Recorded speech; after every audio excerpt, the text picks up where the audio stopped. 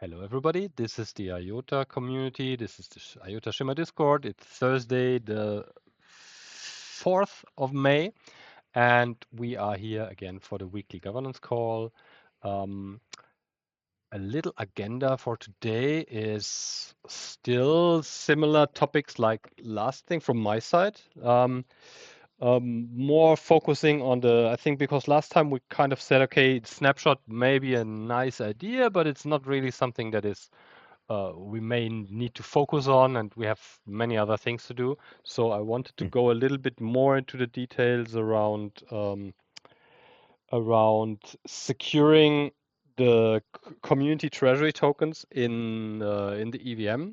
And I thought about this whole stuff a little bit over the last week because it was also really good to get some feedback here in the call. Um, I agree that, so basically, let's talk about how voting would work there because I mean, I see the issues and the hiccups also from the UI side. And so basically, I mean, we could scale this into something that really is basically only for decisions because okay, we have to see one thing. One thing is the funds need to be as secure as possible, um, and as decentralized as possible. Yeah, so that's the thing. Of course, you could say, up, just leave it where they are currently, or put it in a multisig or something. But a multisig or a governance contract, there are some big differences in my opinion, because in the end you will have both the risks of smart contracts, but in a multisig you still have also the risk of people being involved in things that maybe is not the best way. Yeah? So the most decentralized way would be always to have them in such a governance smart contract, like most of the projects use it, where the tokens are absolutely locked and secured from any spending. Nobody can touch them. Only if a successful governance vote with 50% majority of all tokens that vote decide on things like this, and then the smart contract could be executing a spending. And basically, this is basically the only real important thing that this whole EVM voting thing would need to do. And we could even say, okay, we just only use it for that. And this would potentially mean that we would potentially only have maybe only one vote per year or two votes per year with this system, and everything else we just continue to do with Firefly or whatever. Maybe we'll start like this, and after 6 months or whatever, a year later, we decide, okay, anyway, we see everybody is doing all things in the EVM. Um, Firefly voting on the Tangle is kind of, yeah, we are used to using MetaMask and the EVM with our ledgers and all these things. So yeah, in the end, the only purpose of this whole thing is keeping the community tokens as secure as possible, and having still a way of making a decision as a community on when to spend something out of this huge token amount. And likely this would be only the, the the only next vote that I can think of would be, okay, Grant Committee has done an amazing job in the first year. Let's continue with them. Give them another 1% of our Shimmer tokens, because then potentially the value is much higher than we are now, and 1% will be a really large sum. And then there would be basically a proposal, and there would be a vote. Okay, basically, do we want to continue the grant committee and fund them for 1 year with 18 million Shimmer tokens? And if this vote passes, then the smart contract would execute and would send these 18 million Shimmer tokens to the multisig of the grant committee. They could continue their good work, and that's it. And the rest of the year, the tokens stay locked. Nobody can touch it. Nobody can do anything without bringing up a proposal and getting a vote of the whole community together to decide what they want to do with their funds. That's likely even the best option because it will reduce this little UI issues, hiccups that it's just a different voting system that we are currently using. Yeah. Yeah, I mean, I think it makes sense, and I think that I think the idea of, if in the next year the treasury does well, or maybe the community wants another treasury, whatever. But I like the idea of the community saying, let's spend this much of our tokens this year. And then let's say those tokens are that treasury. Um, Someone can still do a a tier Mhm. 4 vote, and if they bring it up in discourse and do a phase 1 and phase 2, I mean, they could even say, hey, of the year's allotment, let's use 10% to build this special DAO or Yeah. whatever. And Yeah. if people want that, then of course the treasury abides to it, the Yeah. committee. Yeah. But I think the idea of like, let's spend this much per year. Now, let's say something crazy happens Mhm. and there's this great opportunity, or Yeah. something really needs funding. Okay, then we do a phase 1, 2, 3 vote, Yeah, then and everybody go comes from that. together but this is something like this should be basically our vault. Yeah. So that's kind of Right. this is like the backup stuff. You put it there, and the most secure way to do this is have it locked in an unspendable smart contract that really Hmm. there's only a single condition that can cause the Hmm. thing to spend funds if there is a vote under these certain conditions, bum, bum, bum, bum, bum, executed with time lock, with Hmm. all the fucking security that secures billions of dollars currently, and they're just like untouched and uncracked over many years. Um, and the rest is basically handled through the usual process that we have designed, yeah, through the treasury committee. And like you said, if there is something, I don't know, well, super huge opportunity, we need another 500K for whatever, and it's like the community treasury it's like, let's say towards the end of the year, but there's something, and we're talking about it, there's an opportunity coming up. Okay, then really, community makes a proposal, we all come together, and if there's a huge support for it, of course, still this can happen, but it should be kind Hmm. of an extension thing. And the rest of the Hmm. time, the tokens sit there. We know they are kind of, everybody can sleep well. Nobody has to worry about stuff because it's just like the most secure way of decentralized holding such a huge amount of token without anybody having any control over them. Yeah, Yes. that's actually like, I mean, this is also how like the others do it. I mean, imagine you are a project like Aave or like Uniswap or something. You have like $900 million in sitting on an address, and kind of it's like crazy how risky this sounds, yeah. And so yeah, this is they lock it away. It's like a Fort Knox thing.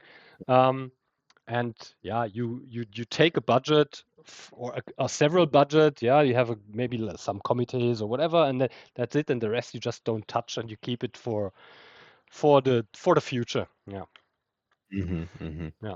um Um, yeah. I was just gonna say, I think what will take a lot of discussion and make sure it's right. And I haven't looked at a lot of treasures. I looked at I can't remember what it was. I looked at one, and it was more of a technical governance, but it was like there was sort of a fail button. So Yeah. if that smart contract didn't work properly, or somehow something was gamed, there was this last resort, but even that had a very strict governance structure to it, and it took a crap load of tokens Mhm. to almost reverse that. And Yeah. have you seen that in some of Yeah, Aave's, yeah. some of these other big Yeah, ones? I How mean, do they deal with that? especially for those projects that really do protocol governance with this, I mean, Hmm. they use the system then for really because you can do much more than just holding an address full of funds. You can Mm-hmm. implement code into your protocol, and like this is how Mm-hmm. they work, and they have this. This is also why they have the time lock. Yeah, so they usually do. They bring in a snippet of code which is already audited before, and then they have the vote, and then still there's like a 7 days time log or 3 days time log before this code executes. One Mm. thing is the execution of this um, to, let's say, implement the code or to really execute the spending after the time lock, somebody has to call the smart contract. Usually in the basic configuration of the system, anyone can do this. Yeah, so it doesn't matter who, just there needs to be one person with a MetaMask wallet that calls the function spend blah blah blah blah blah after the time lock has finished. But what you Mm. can do, you can restrict this execution right to usually what they say is then there is kind of admin keys. Yeah, so you have basically a multisig wallet of the project um, Mm. that has to obey to the community decision, of course, and say, okay, community has decided, we had a vote, code change XY in our protocol has to be executed, and then only a certain amount of people have the right to call this execution function. Yeah, it's usually the Mm. team, the core developers, or whatever. We could Mm. theoretically implement something like this that Mm. not anybody randomly can just call this thing after the time lock has passed, but the thing would always be successful vote that fulfills all the conditions and the requirements. So majority of tokens have voted in favor, quorum has been reached, and certain other conditions.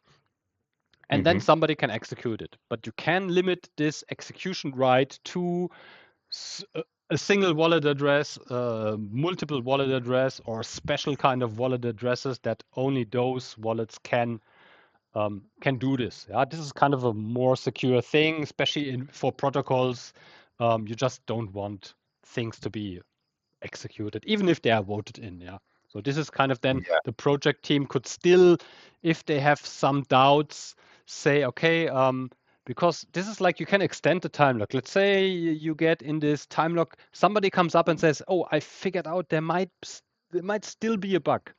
So you could say, okay, Right.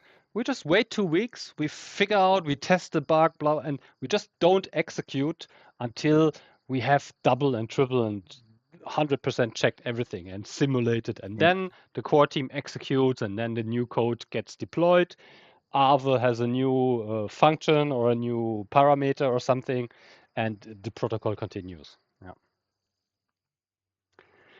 Yes, this is the thing how it could be. From the UI, I wanted to explain a little bit how this basically would be, yeah, um, because it's a bit different um, to what we have now. So this whole system runs um, based on the balance that somebody has in his EVM account at a certain time or a certain block. So let's say the proposal passes phase two and then gets implemented as phase three, or let's say in Tally or something. So somebody submits this proposal. This usually is also either somebody with some admin keys or with a multisig of the community or something. Um, and then there in this proposal there is a specific time, a specific block normally specified that says, okay, this usually you take like 3 or 5 days or something that says, okay, um, in the next 5 days at block X, there will be a snapshot token of the taken of the balances of all wallets. And this snapshot of all the balances of all the wallets is the the basis on how voting power is distributed. So it basically depends for you as a voter to have the amount of tokens that you want to vote, to use to vote, present on your address at the time of the snapshot. The next block, you can take your tokens away and do something else with this. And still, if 2 days later the voting period starts, um, your address will vote with this amount of tokens that it had at the time of the snapshot. Quite you, Um, yeah, is it, so we have done sort of the 1 week, 2 week period yeah. to mitigate someone buying a ton of tokens on an exchange, Mhm. you know, doing a vote. So does this bring that risk back if This, someone yeah, this go ahead. theoretically brings the risk of this flash loan thing back. Um, yeah, that's the thing. Yeah, this is the and it's of course also if you really there have been issues with that. Usually this flash loan stuff happens um, in projects that have quite a very low value. Yeah, so because it's Mm, very mm, easy to do a flash loan. Let's say mm, you are in Ethereum and there is kind of shitcoin token DAO XY that has a market cap right. of 2 millions. Um, and you are an Ethereum whale and you minted Ethereum in 2015 and you're sitting on 2000 ETH, which is, I don't know, it's more market cap than the whole project has. Then you can Right. easily go into a lending protocol, you deposit there Mm, 50 ETH, you basically borrow all the available supply of this project, and then, yeah, then you are the majority token holder. You control the whole thing. And then, of course, you can use this to vote on that. Yeah, so mm, it hasn't really happened in strong tokens and strong coins. I haven't seen anything of a real major project with having this problem. It's usually kind of yeah, smaller projects with not so big market cap, because then if you are really somebody with big capital, you can leverage this thing. You can take, well, here would be the same. Yeah, if you would have a Shimmer whale and somebody and a DAO, I don't know, XY from Sooniverse, and they have yeah, they're just worth 700K with their token value. Of course, somebody that owns $10 million Shimmer tokens, and you have then lending protocols there, you can just lend, you just can borrow you all the available supply and use this. Yeah. I'm not, mm, mm, I don't see a big risk, especially if you have if you have only one vote per year, yeah, or two votes mhm. per year.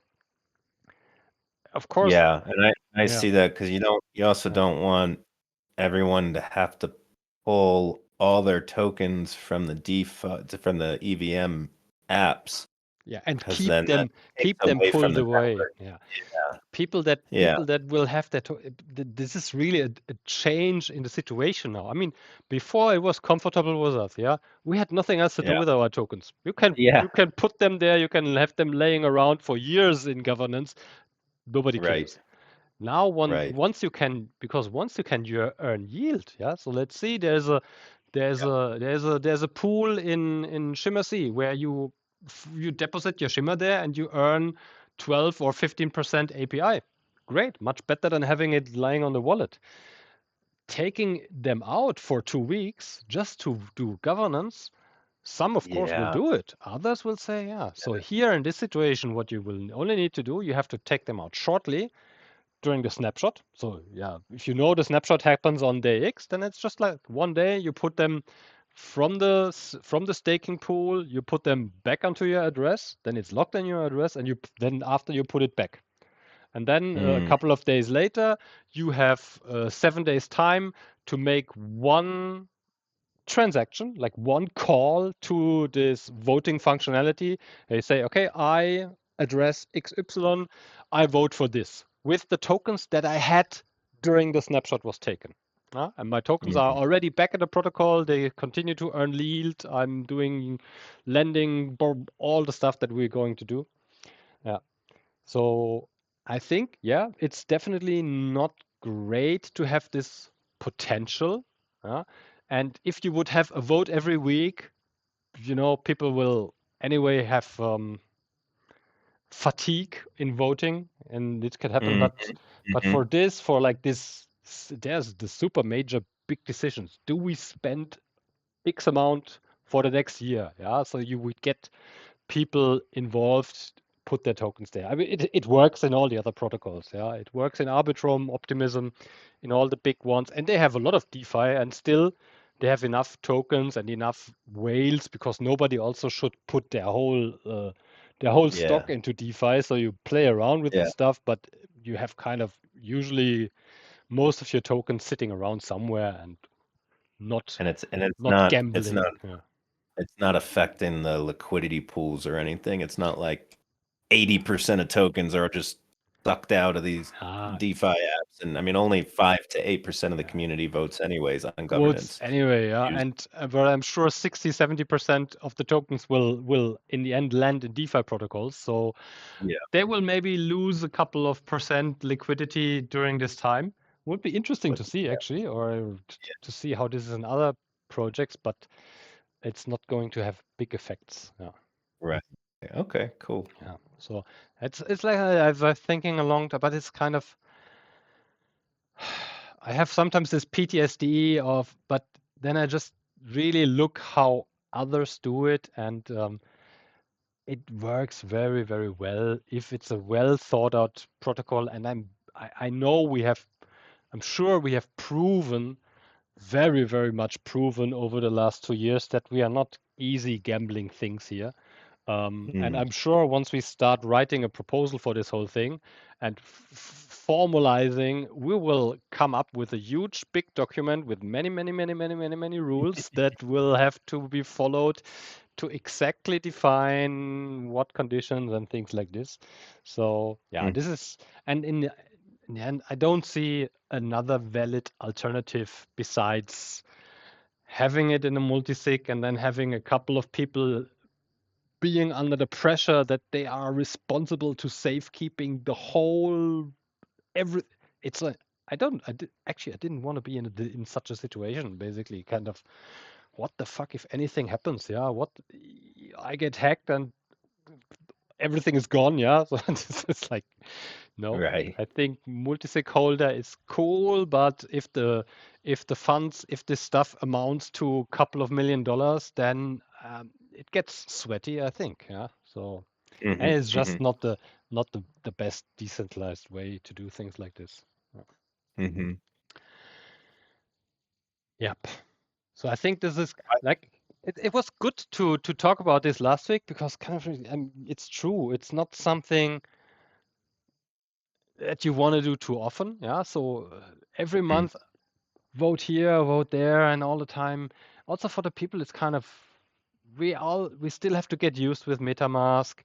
We have to get used Mhm. with all the smart contract stuff. Yeah. So I fully see that a lot of people will start slowly and have most of their stack still sitting on the Tangle, and yeah, if they're not participating in DeFi, yeah, so this might be an option to really limit the scope very much to only do spendings of the out of the treasury, and that's it. And then we see where it takes us from there. Mhm. Then we'll get used to EVM layer 2 voting, and then smart contracts will Yeah. go to layer 1.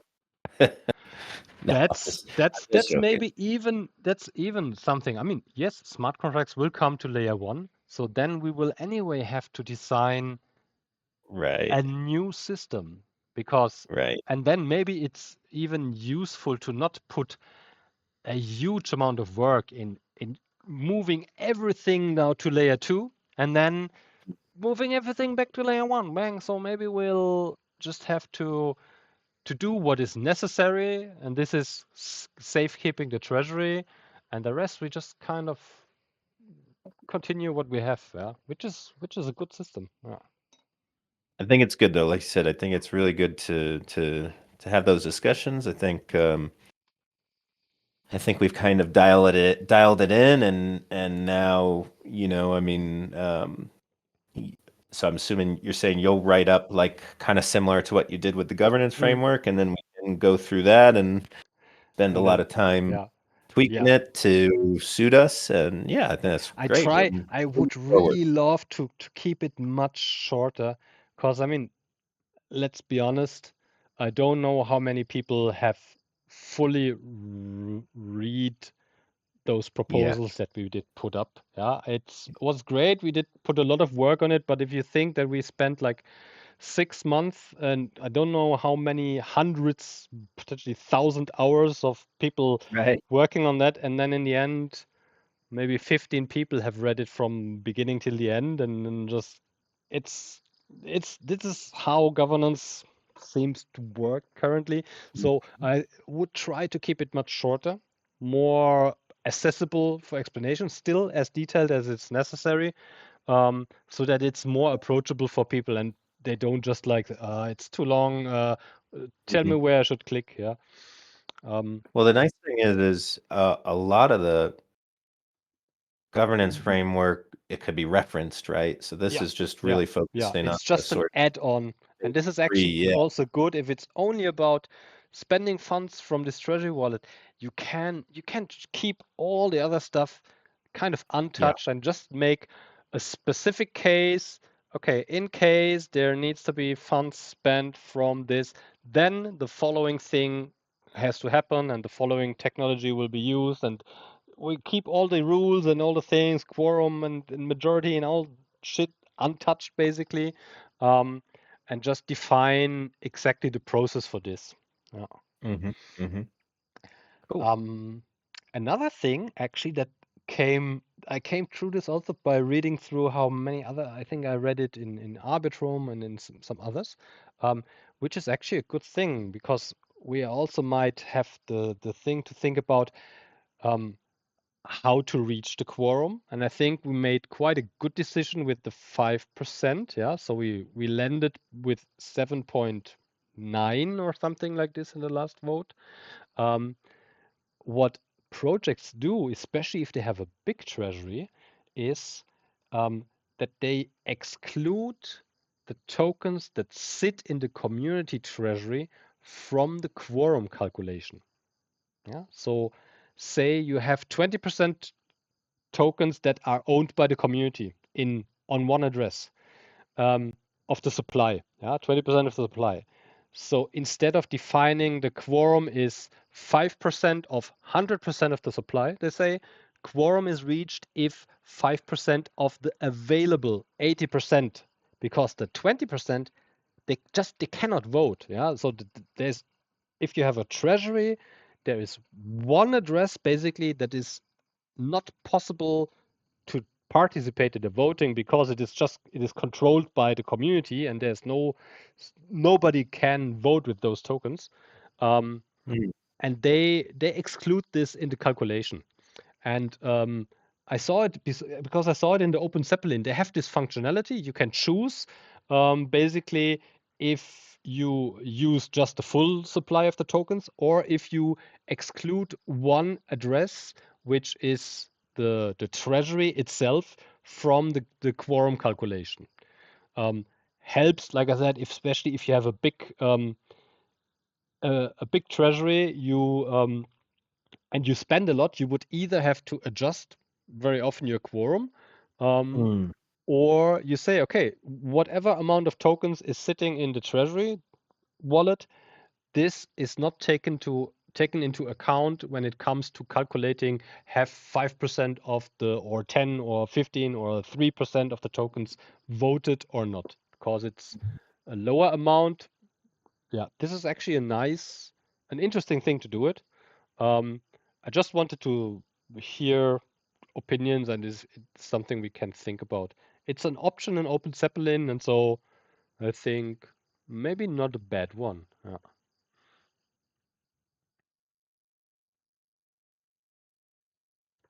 What do you think? Yeah, no, I agree. If you're setting sort of a quantifiable number such as 5%, you want it because it's 5% of the available voting.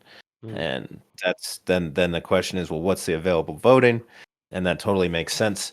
And not only that, but also, at least we can certainly with Shimmer, we can see, well, actually, and with IOTA, you can see what's been claimed.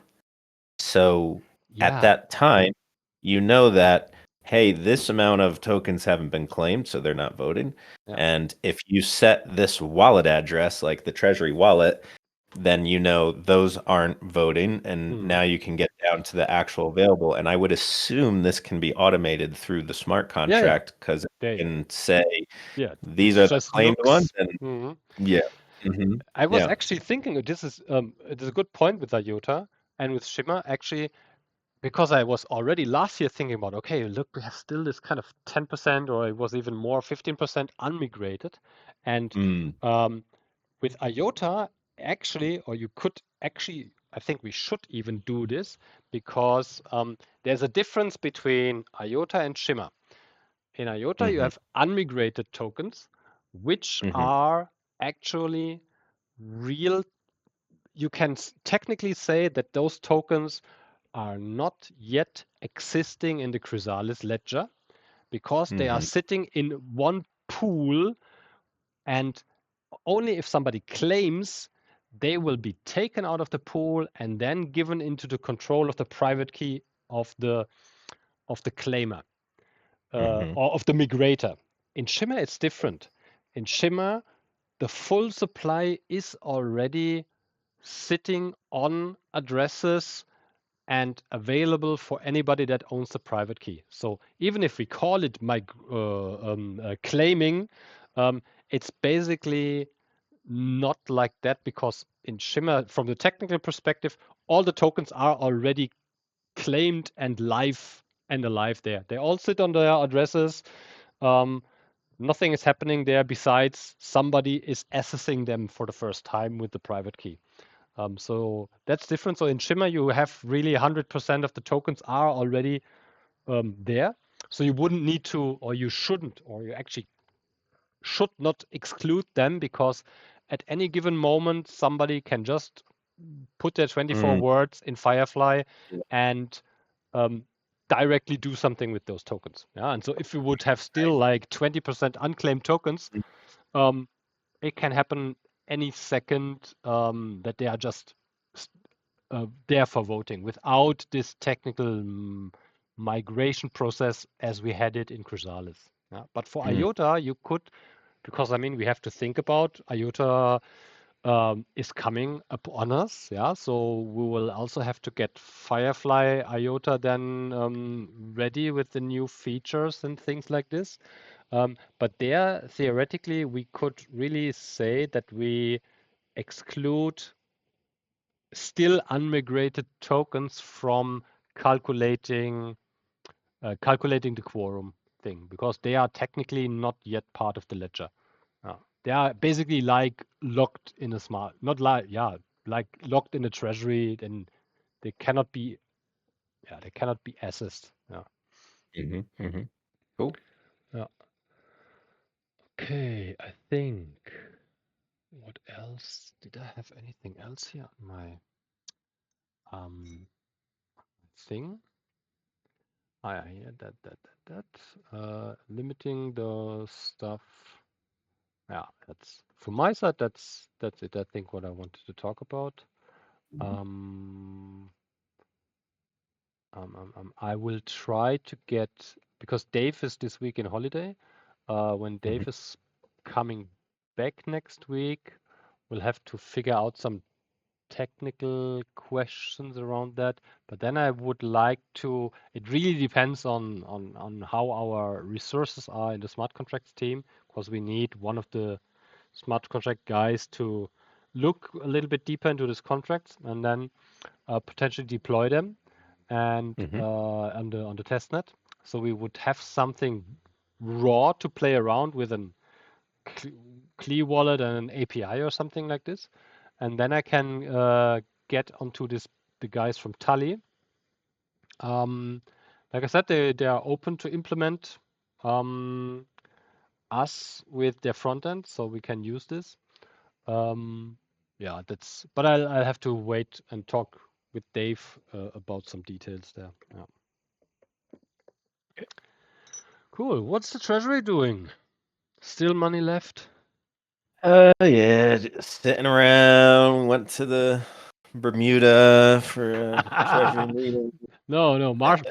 Did you hear something from Marshall Islands? Just curious. No, No, no, no. no. I email them every 2 days. Oh, really? Um, yeah, it's fun. I mean, they gave a lead time of 30 to 60 days. So, Yeah. and that's only been 10 days. So probably next week I'll get a little bit more persistent and at Yeah. least just an update to give to the community.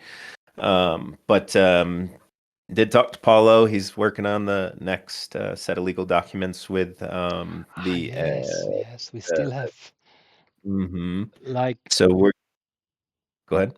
yeah. Which ones is he doing? Like the for the website and terms and stuff like Mhm. this? Yeah.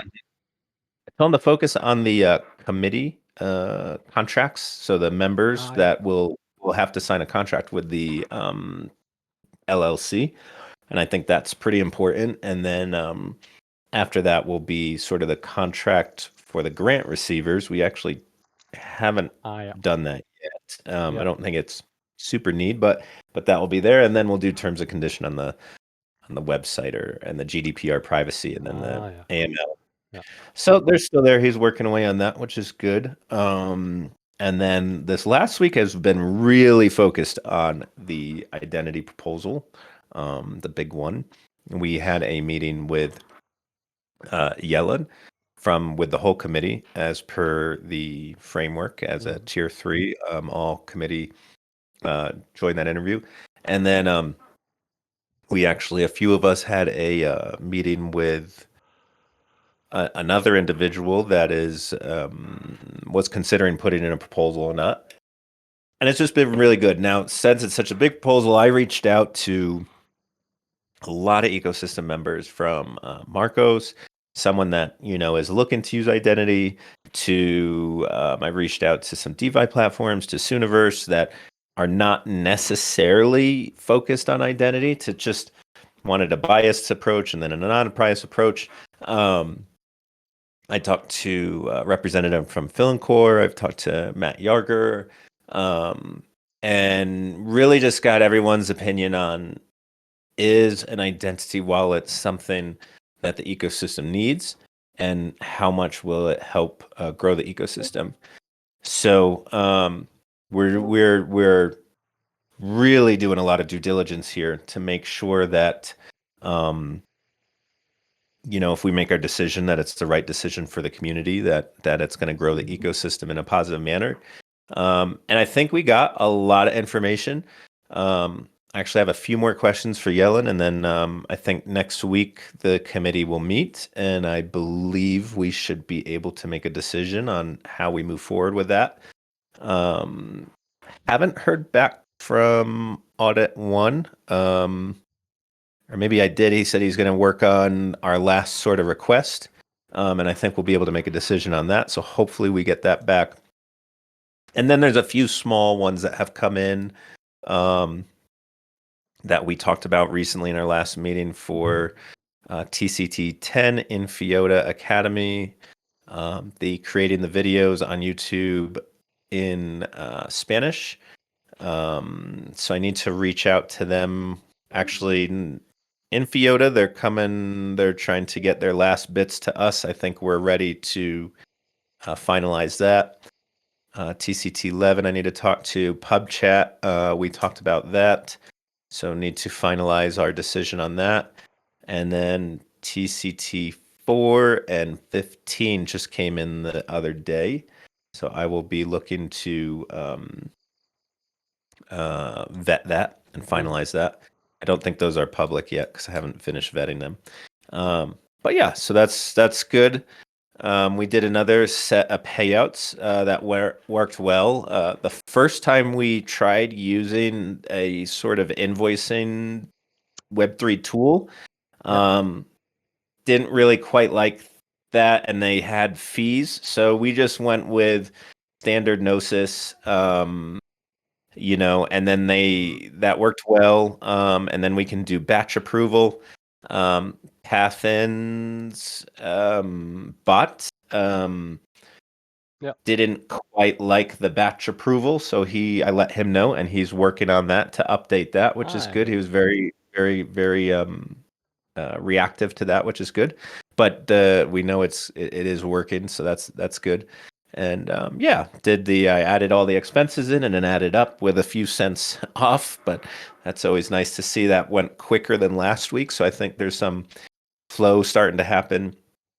And then yeah, then the committee's just been really discussing the strategy, really getting down to what we want to focus on, and that's going really well. So yeah, things are going smooth. And then just waiting for proposals, just sitting around.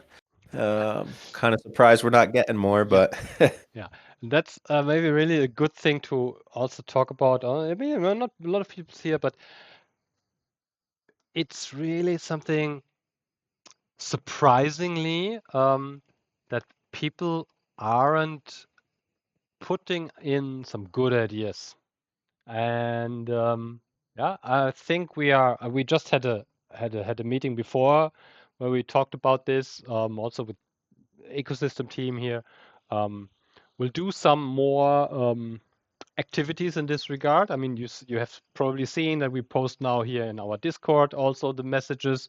Um, we'll try to make more outreach, also use a little bit our IOTA Foundation accounts to propagate the ability that there are funds sitting around waiting to grow the ecosystem. And if individuals have good ideas, they should be not scared about, or I don't know, it's not really such a complex process, in my opinion, to to formulate a good idea or to research a good idea, maybe get together with a couple of people, find some stuff out and propose something that can help the ecosystem. I mean, we have been crying about that long. Now surprisingly, um, not yet much has happened. I think it's a bit because it's still new and it's not really well known, but now we see more and more projects are getting funded, and we see the like with the Everything Tangled video was actually great. Basically, kind of the first outcome of this community treasury, to have such a beautiful, well-made new video for Shimmer. Yeah, and things like this, they can just happen. We are really maybe in this stasis of 6 years. We haven't been able to do anything. Nobody could do right. anything. There was no money. There was like EVDF took 6 months to approve little stuff, kind of. We just have to wake up and see that things are different now, and there's an opportunity. There's not a real Mm. complicated process. 5 community members that are eager to use the available resources for, yeah, for boosting this baby a little bit.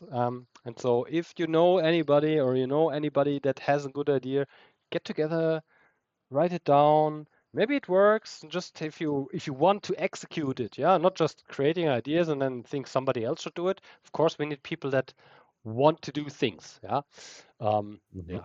Write a And I proposal. think if anyone even has a good idea that maybe they don't want to do themselves, but they think it's a good idea, feel free to reach out to us, and we may then be able to reach out to Philo and Antonio, who know a lot of the people in the ecosystem, and we may be able to connect that.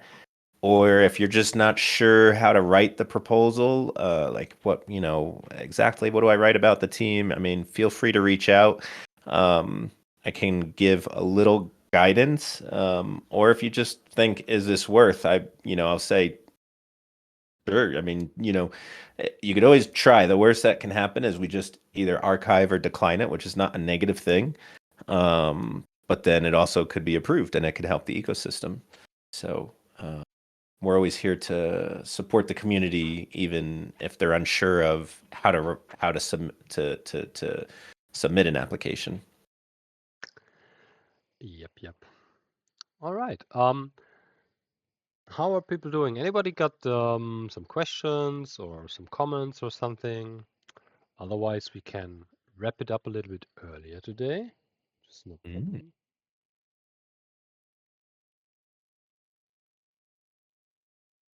Okay. Silence. Maybe everybody wants to go back, play with the treasures of Shimmer and earn airdrops. Um, this is something that you should do. Yeah, get onto the projects, bulletproof our EVM, which holds very well through this rough times of hard testing. We're pretty happy with it. I mean, if you have seen Dom's comments and so, he's also very. Yesterday was a really great day. EVM was really running, and from our side, everything looks very good. So that's really cool. We're really looking forward to deliver more cool tech. And so, yeah, help us test stuff, help the projects to find their last little hiccups in their setups, in their applications, so that once we get this thing into mainnet, we can launch with a full set of great applications that work flawlessly, that just function. Everybody can be happily playing around. People from outside can look and see, wow, that's like fucking really good, great EVM with a feeless base layer. Seems like a cool project. Yeah, this is how we want to present us. Yeah, so whatever you can do, do it. And then until next Thursday, I would say, have a nice one, have a good one. We'll have still a lot of new people coming into our Discord, yeah. So that's also the cool thing from the campaign. We get potentially an influx. I mean, not many of them will stay for long. Kind of that's the thing. You get these airdrop hunters, but you always have a percentage of people that feel comfortable, that feel, oh wow, that's a nice community, nice project. I'll stick around. Maybe I'll build something. Maybe I do something. This is why we do this, and it seems to work. So yeah, actually quite happy with this whole Treasures of Shimmer thing. Nice. Yep. Until then, see you next Thursday, same time. Uh, back in the general channel then, and until then, have a good one. All right. Take care. Bye Bye bye. bye.